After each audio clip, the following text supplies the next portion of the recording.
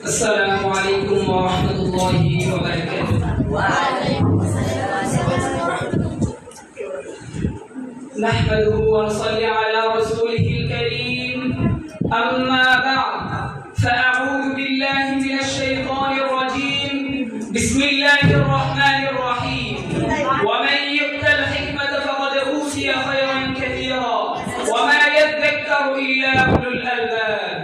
وقال رسول الله صلى الله عليه وسلم: من يرد الله به خيرا يفقهه في الدين أو كما قال عليه الصلاة والسلام.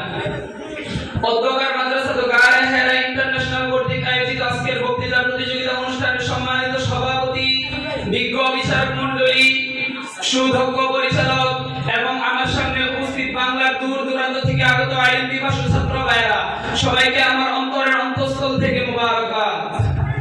আজকে আমার আলোচ্য বিষয় ইলমে দ্বীনের গুরুত্ব ও ফজিলত। এই সম্পর্কে সময়ের সংক্ষিপ্ত পরিসরে কিছু আলোচনা করার চেষ্টা করব ইনশাআল্লাহ। প্রিয় উপস্থিতি, ইলমে দ্বীনের গুরুত্ব অপরিসীম। এই আইনি মানুষকে অবৈজাহানে সফলতার পথ দেখায়, শান্তি ও সুখের পথ দেখায়, পরিচালিত করে ও ইনসাফের পথে পশুত্বের জীবন থেকে মনুষ্যত্বের জীবন দান করে। সম্মানিত সুধী, আইন হলো আল্লাহ তাআলার বিশেষ গুণ। দ্বীনে আইন ছাড়া মানুষ মূর্খ এবং পশুর সমতুল্য।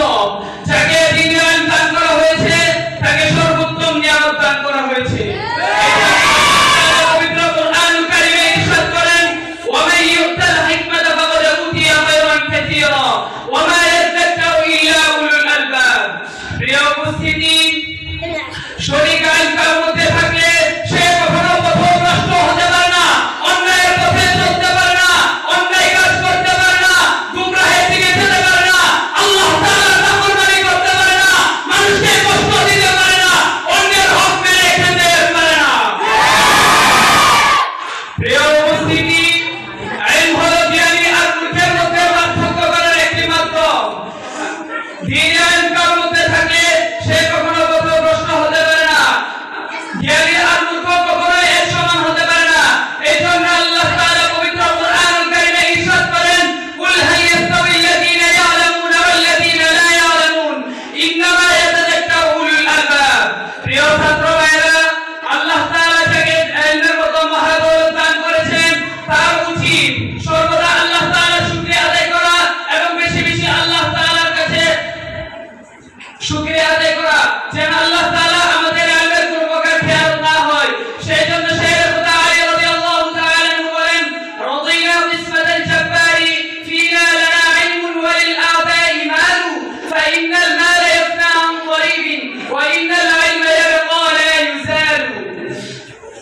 আমরা আল্লাহ তাআলার কণ্ঠে সন্তুষ্ট কেন না? আমাদের জন্য রয়েছে আইন, আর শত্রুদের জন্য রয়েছে ধন সম্পদ। আর ধন সম্পদ অচিরেই শেষ হয়ে যাবে, কিন্তু আইন সর্বদা বাকি থাকবে।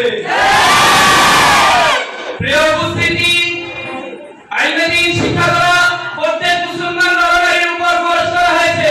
এই জন্য হাদিস শরীফে ইরশাদ করা হয়েছে: তালাবুল ইলমি ফরিদাতুন আলা কুল্লি মুসলিমিন। আবার ইরশাদ করা হয়েছে: মান ইউরিদিল্লাহু বিহি খায়রান ইউফাক্কিহু ফিদ-দীন। প্রিয় উপস্থিতি, ইলমে দ্বীনের গুরুত্ব অপরিসীম। যে ব্যক্তি আলিম অন্বেষণের রাস্তায় চলল, আল্লাহ তাআলা তার এর বিনিময়ে তাকে জান্নাতে প্রবেশ করাবেন। প্রিয় উপস্থিতি, সুতরাং কুরআন এবং হাদিসের আলোচনা দ্বারা আমাদের সামনে ইলমে দ্বীনের গুরুত্ব ও ফজিলত কি স্পষ্ট হয়ে যায়। তাই আসুন ইলমে দ্বীন শিক্ষা করে সে অনুযায়ী জীবন যাপন করে উভয় জাহানের সফলতা লাভ করি। আল্লাহ তাআলা আমাদেরকে তৌফিক দান করুন। আমিন। ওয়া আখিরু দাওয়ানা আনিল হামদুলিল্লাহি রাব্বিল আলামিন।